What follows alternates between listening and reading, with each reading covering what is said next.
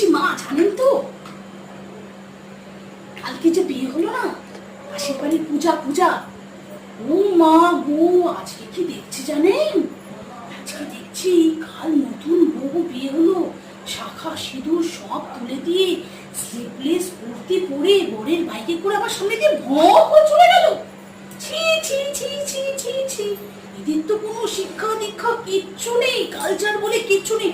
আমাদের যে বাঙালিয়ানা, আমাদের যে কালচার, আমাদের শিক্ষা, এরা তো সব ভুলতে বসেছে।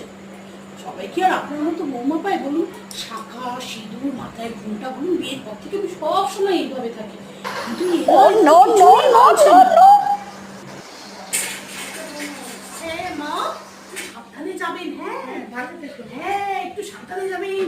দুগ্গা দুগ্গা দুগ্গা দুগ্গা, একটু সাবধানে। হ্যাঁ আবার কিন্তু আসবেন, ঠিক আছে? আবার আসবেন, হ্যাঁ।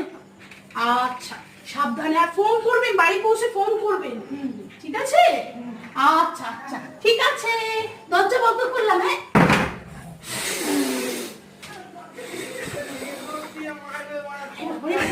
বাবা,